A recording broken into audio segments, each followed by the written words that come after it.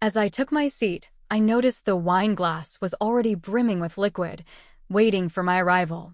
My father stood at the head of the table, drink raised high, his face etched with that disquieting smile he always wore when things seemed off-kilter.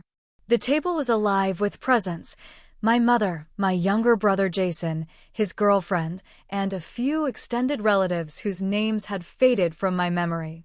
The entire affair was hastily assembled, supposedly to mark my significant departure. I had recently completed the sale of my startup, a cybersecurity firm, for a sum exceeding $11 million. In an instant, my name came rushing back to their minds. My father prepared to speak, his throat clearing with a deliberate sound. "To my son, who has achieved great wealth," he said. His voice resonated through the grand dining room, filling the space with its presence. "May your achievements draw you nearer to those who hold you dear." All present chuckled in a courteous manner. My mother gently wiped her tears with a napkin. Jason offered a thumbs up, as if he shared in the triumph. I nodded, raised my glass, and then, with a nonchalant gesture, reached for the incorrect one. Or rather, that which belonged to him. His focus had drifted away. There was an absence of presence. I raised my glass to his, the transition already made, and savored a deep drink. He reflected my essence. A smile spread across my face. The night unfolded slowly, filled with clinking glasses, insincere warmth, and surface-level exchanges. For 6 long years, I toiled relentlessly, my family observing from afar, reaching out for financial support every few months, as if it were their due. Yet, this evening, they radiated a comforting glow. Overwhelmed. My father, in particular, wore a constant smile that seemed to light up the room.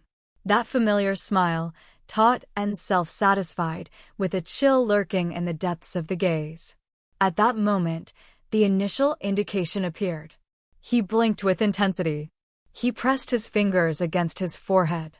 He focused on calming his breath. "Is everything all right, Dad?" Jason inquired. He dismissed it with a wave of his hand. "It feels a bit warm in this space, doesn't it?" In a sudden burst of energy, he rose to his feet, the chair clattering to the ground behind him. His glass shattered into countless fragments. My mother let out a piercing scream. He crashed to the earth with a thud, his body trembling uncontrollably. Forks clattered against the plates, creating a symphony of sound in the bustling room. My aunt concealed her lips behind her hand. With a sudden burst of energy, Jason leaped to his feet, urgently shouting for someone to dial 911. I simply remained in my seat, observing. They gathered closely, a tumultuous energy filling the space like spilled wine cascading across the floor. I gazed at the glass from which I had sipped. Still brimming. Remains pristine. Once upon a time, there was a young man named Ethan Blake. And from wherever you find yourself observing this, remain with me. When your own father attempts to poison you, the notion of family takes on a different meaning. This was not a mere figment of imagination. It lacked any sense of drama. I am fully aware of the contents of that glass. When you are raised among those who view love as a transaction, you become keenly aware of the nuances. Upon attaining the status of the sole individual in the family possessing genuine wealth and true independence, you inevitably find yourself in the crosshairs. On that particular night, a change was in the air. They have consistently remained true to themselves. A transformation occurred within me. I ceased to disguise this as loyalty, or affection, or crimson essence. They raised their glasses in celebration of my existence, wishing for the evening to take a different turn. Yet I did. As the EMTs gently lifted my father from the house, his body limp and unresponsive, I silently raised my glass in a solemn gesture. Here's to a moment worth celebrating. Not for him. To the commencement of the conclusion. The clarity of the glass was remarkable. Yet the reality? Incorrect. Achieving success, from humble beginnings, is meant to evoke a sense of liberation. Yet, for me, it seemed akin to a collar. I emerged from the absence of legacy. There was no trust fund waiting for me. Or perhaps a relative involved in venture capital. What I experienced were days that stretched to 18 hours. 3 years spent in a one-bedroom apartment, enduring the chill of a space without heat, and a laptop that would seize up every 5 minutes. In the midst of bustling coffee shops, I embarked on the journey of creating Cibitrix, a cybersecurity tool, while my friends indulged in drinks and dates. For long years passed before anyone became aware of it. Just 2 more before it found a new owner.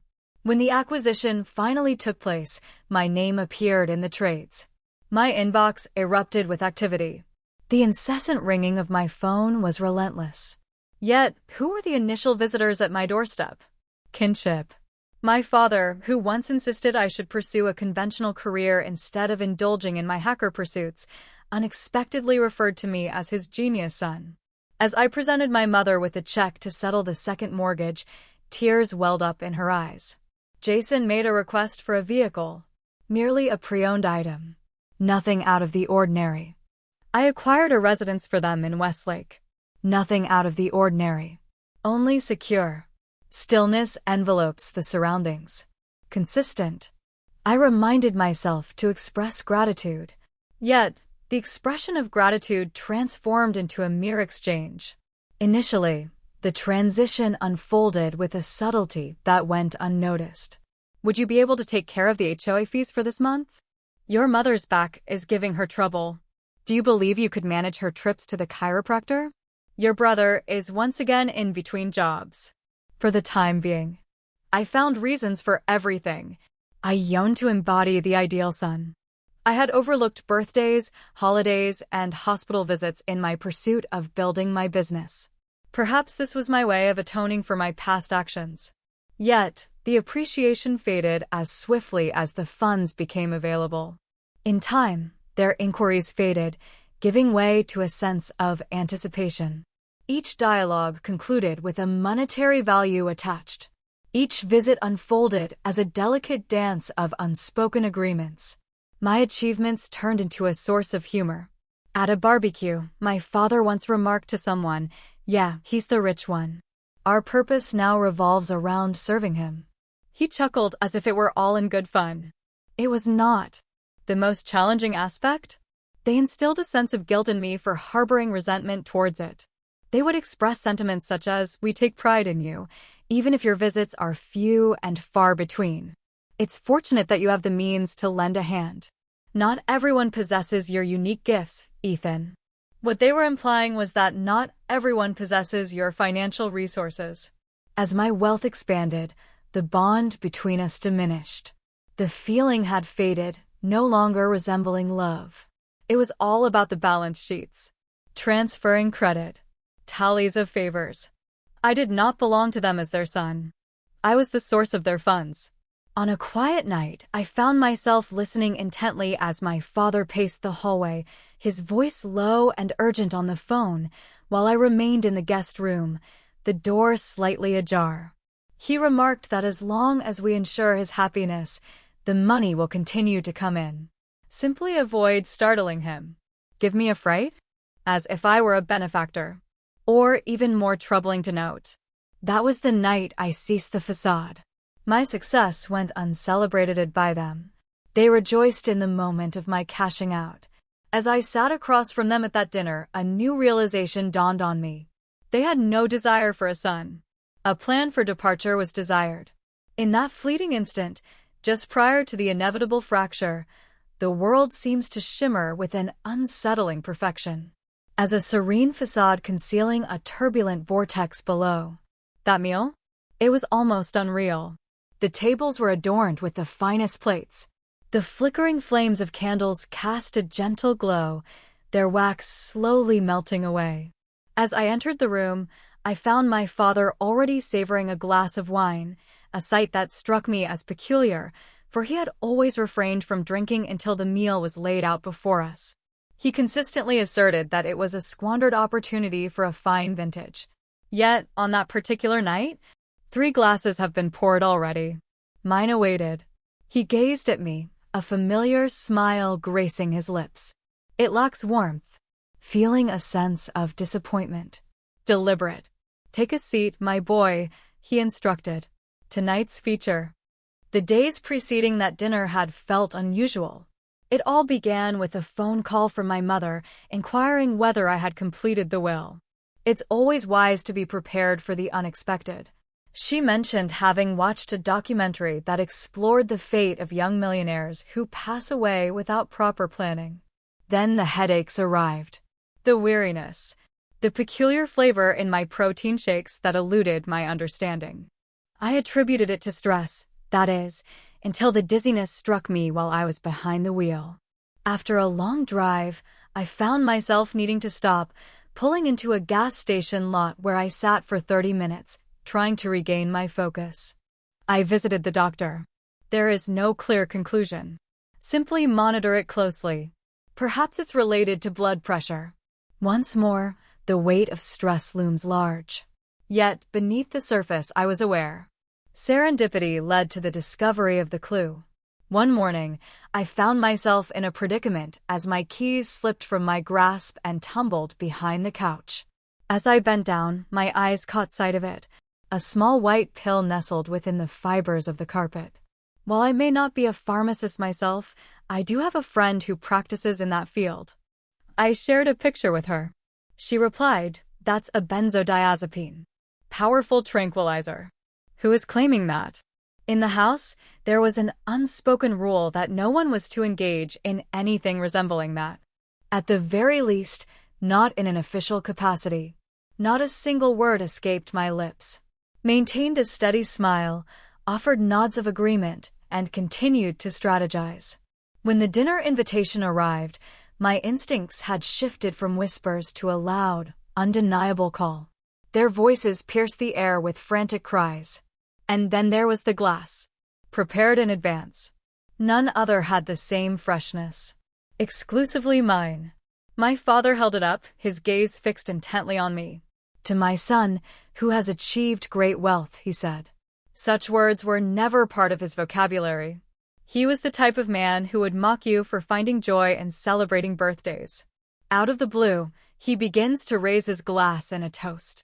Once more, that smile graces the scene. As if he possessed knowledge that was beyond my grasp. A constriction gripped my throat. In response, I returned the smile.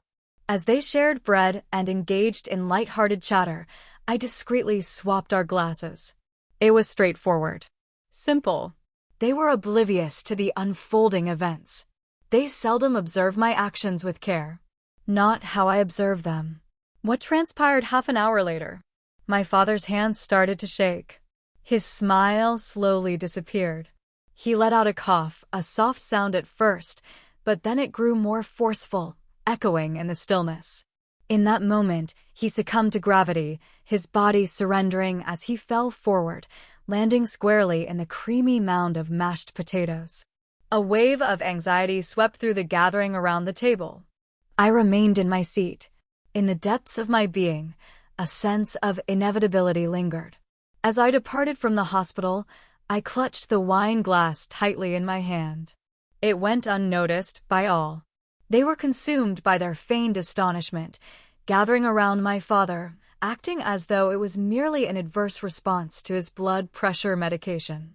The very individual who had spent years ridiculing medical professionals now found himself facing an ailment that had somehow eluded their discussions.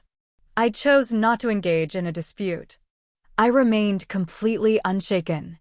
I carefully placed the glass into a sealed bag, ensuring it was secure, and departed. 2 days later, the results from the private lab arrived. Digitalis, a poison that exists in nature. It brings the heartbeat to a gentle pause, glides effortlessly through the usual barriers of conversation. In fortunate circumstances, it merely leaves you feeling unwell. If you aren't, it brings the heartbeat to a standstill. I remained silent. I chose not to confront. That was the anticipation they held. In that moment, I chose to embrace the very action that sent shivers down their spines. As thoughts began to swirl in my mind, initially, I reached out to my attorney. I instructed him to retrieve my existing will and secure it with a legal seal. There shall be no reproductions, no revisions, and no confirmations in person from my end. Subsequently, I discreetly set up monitoring devices throughout my residence. Not the inferior variety. Concealed. Living independently from conventional systems. Voice triggers activated by motion detection. I went so far as to install a hidden microphone in the lockbox in my office. After that, I arranged a meeting with the financial advisor. Not to relocate my funds, but to follow their path. Each and every wire. Each bond of confidence. Each unique mark of connection. Because it had transcended the wine. I was curious about the distance they had already traveled. It was at that moment that I discovered it. A preliminary version of my will is stored on my mother's shared desktop. Awkwardly revised. The payouts have been modified. The power of attorney has been reassigned. My business shares found themselves categorized under different beneficiaries. They made their intentions clear. They felt a sense of urgency. In a final act, I took my last step forward. I crafted a counterfeit version of my will. Expert. Appears authentic. Executed and authenticated by a fellow performer in a meticulously crafted faux office environment of my own creation. Is this the version? It offered them its all. Each narrative. Each and every property. Each individual share. It was a trap. I placed it carefully in the drawer of my study. Precisely the spot a covetous hand would seek, believing I would remain in slumber forever. As I drifted into slumber, the camera continued to capture the scene, my eyes gently shut. Anticipating. For if they sought to engage in competition, I would demonstrate the art of my victory. The evening unfolded like a beautifully crafted scene. My mother ignited candles that had long been untouched. My brother donned a suit that was never his own purchase. Even my father took the time to shave. A nuance that revealed more than any other aspect. A presence loomed on the horizon. It was proclaimed to be a dinner of celebration. In pursuit of my most recent edition. For the triumphs that went uncelebrated until this moment. Arriving with a bottle of Chateau Margaux, I made my entrance. A unique occurrence. A costly item. Something I would never allow them to taint. My father dismissed it with a casual gesture, already raising a full glass of red to his lips.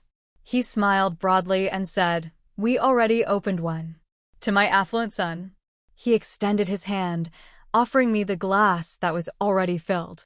I halted, casting him a glance that elicited a chuckle from him. Text, "Are you feeling a bit wary now, young man?" A burst of laughter escaped me. "Are you attempting to surpass me?"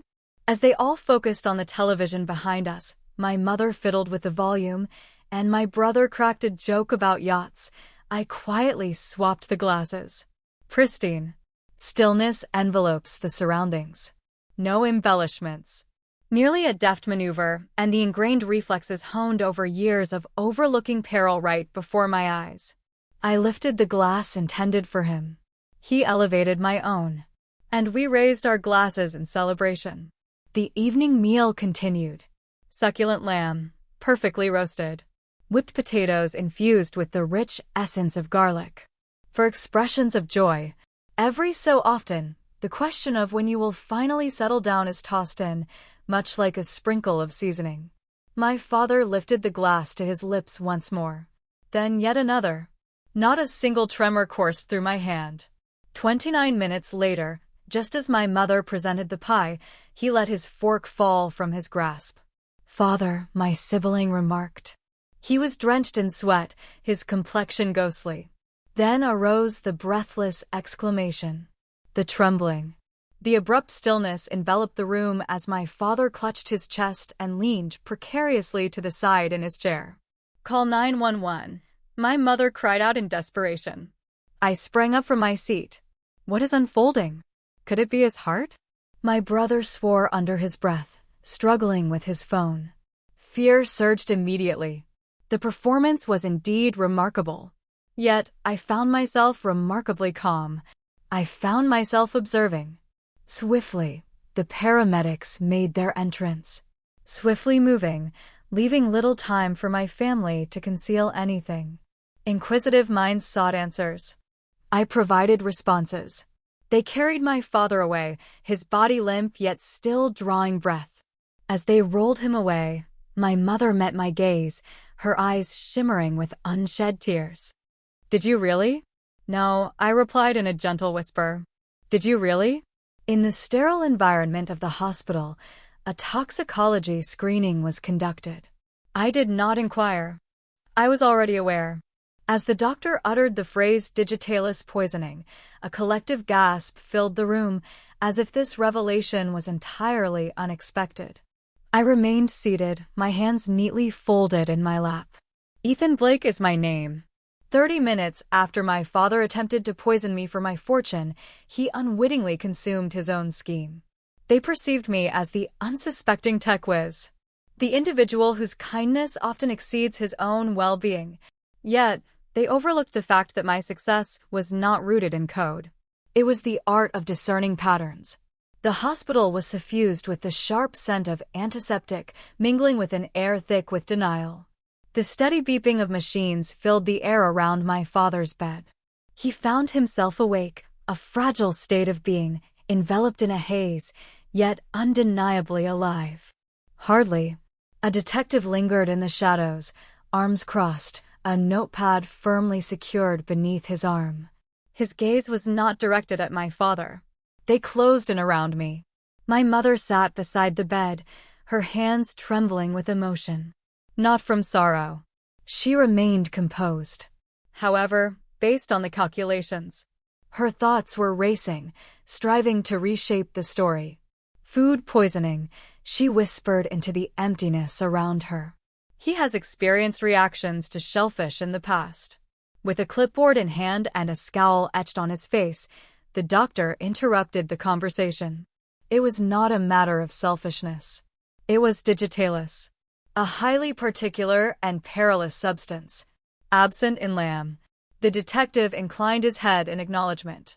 "This aligns with the findings of the toxicology report. A drink was tampered with, leaving him unsuspecting." My brother recoiled. My sister gradually distanced herself from the bed. I remained still. I took a moment to clear my throat. Suddenly, the weight of attention enveloped me. "I am fully aware of the contents of that glass." I spoke, steady and composed like a presiding judge in a courtroom. "I ensured it was tested prior to his consumption." My mother's expression fell. My brother's jaw clenched with intensity. "You knew," he said, his voice barely rising above a whisper. "I had my suspicions. I have confirmed." With a deliberate motion, I delved into my coat pocket and presented the detective with a second envelope. The document containing the results from my private lab, complete with a time stamp and signature. With a swift motion, he opened it, glanced over the contents, and then gave a nod of acknowledgement. "Aligns with ours." My father let out a soft groan from the bed, still too disoriented to fabricate the truth. Overwhelmed by a sense of guilt, words elude me. "Why would we ever?" my mother started to say. I severed ties with her. "Because I ceased to be your source of cash. Your inquiries regarding my will prompted this conversation. Because you've come to rely on my support in tough times. And this time, I chose not to." The detective's gaze shifted back and forth between us. "Did you mention that you changed the glasses?" "I did," I declared. His scheme ultimately coursed through his own veins. The room opened up, enveloped in a profound stillness. As the night deepened and the police began their inquiry, I decided to take one last decisive action. I reached out to my lawyer and took the step to freeze the accounts tied to my family. Access to the home has been revoked. Ended the trusts. They unraveled each thread that once drew me near. My brother made an attempt to reach out. I allowed it to ring. My mother sent me a message filled with accusations cloaked in refusal. I have sent it along to my attorney. At 2:11 a.m., I found myself in the hospital parking lot, phone clutched tightly, observing as the night enveloped the city. I felt no anger. Surprise was absent from my thoughts. They sought to undermine not only my physical being. For years, they had been slowly eroding my tranquility. At this moment, I was severing the flow. I reclaimed more than just my money. I reclaimed my identity. I departed quietly without any grand gestures. There was no farewell dinner. No note provided. Only the sound of closed doors, denied access, and an overwhelming silence lingered. In the wake of the hospital incident, I found myself in a new place within just 72 hours. A distinct shoreline. A different phone. A different name appears on the mailbox. After a long stretch of silence, my thoughts finally found their voice. In Lark Hill, Oregon, a quaint city brimming with creativity and surrounded by towering mountains, I embarked on a new journey. There are no headlines present. There were no handshakes from those who recognized only the digits in my bank account. Individuals passionately creating for the sheer joy of the endeavor. I embarked on a journey of investment, not in startups eager to grow rapidly and seek quick returns, but in individuals driven by a meaningful mission.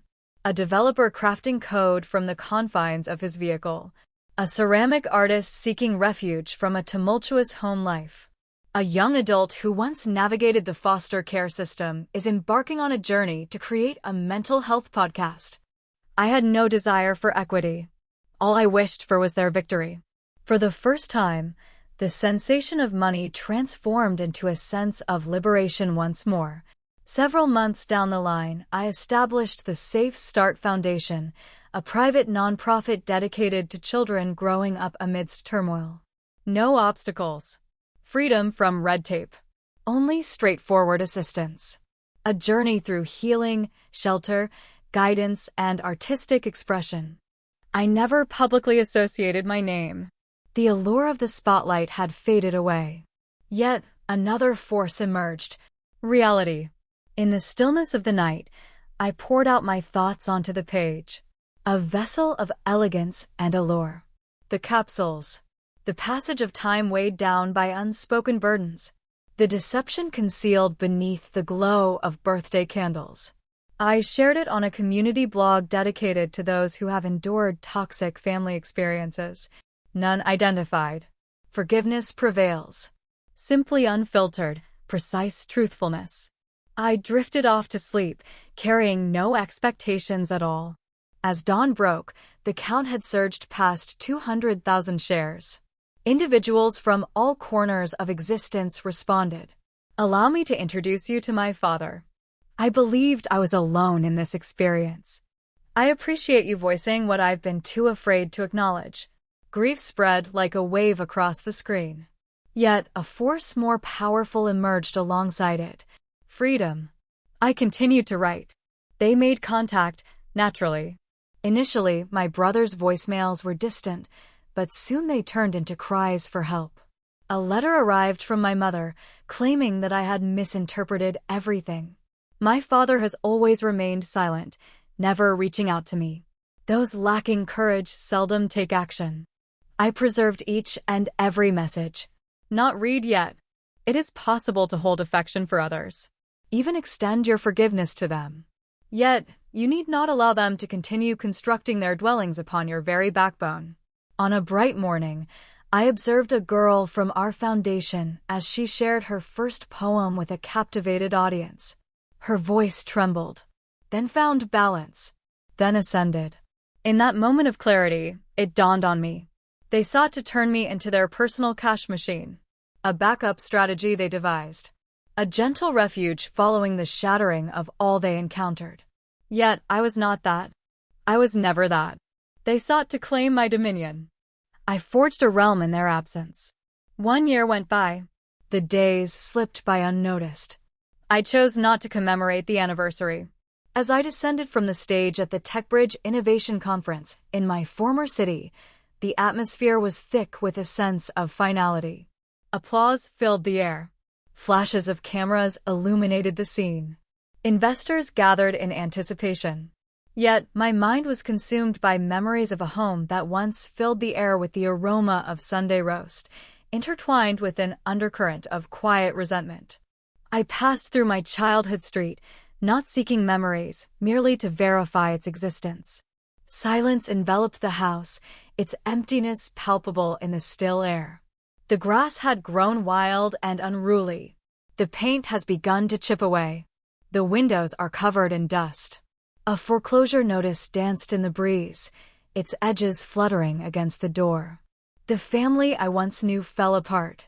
My brother relocated to another state, pursuing wealth that always seemed just out of reach. After her third startup met its demise, my sister fell into a profound silence, a silence shaped by the weight of guilt and the echoes of GoFundMe pages. I had heard that my mother was residing with an aunt, continuing to attribute our downfall to external circumstances. What about my father? He parted with the final piece of his cherished collection of vintage watches through an online sale, all to settle a lawyer's fee. He found himself without work as the whispers of the investigation that trailed the toxicology report lingered in the air. No charges have been filed. Yet, the door softly shut. The legacy lies in ruins. As I stood before the house, an emptiness lingered in my chest, devoid of warmth. There is no anger present, no animosity, only clarity. They had not merely misjudged my capabilities. They crafted a whole future anchored in the conviction that my generosity would never wane. As I delved into the depths of my coat pocket, my fingers brushed against the cool surface of a small steel flask which I carefully retrieved. Not merely a routine, but a sacred practice. I lifted it in a playful toast, positioned beneath a somber sky in front of the house where everything began. It's not meant for them. For my own sake. A target was bestowed upon me, I murmured. I crafted a vision of what lies ahead. Later that evening, at the conference gala, a glass met mine with a gentle clink, and a voice spoke, drawing me into the warmth of family. I offered a courteous smile. Yet within, I celebrated something entirely different. To tranquility. To the limits. To embrace your own choices unapologetically. For the simple reason that this is the reality. I poured my heart and soul into it all. The moments that belong to me. My dearest. My faith. The funds that belong to me. They responded with cunning, treachery, and, in the end, a glass laced with poison. Yet, on that fateful night, I found myself not merely evading an attempt on my life. I laid to rest a history of suffering. Under the cover of darkness, I lifted my glass high. Yet, it was not directed towards family. It was a journey toward liberation.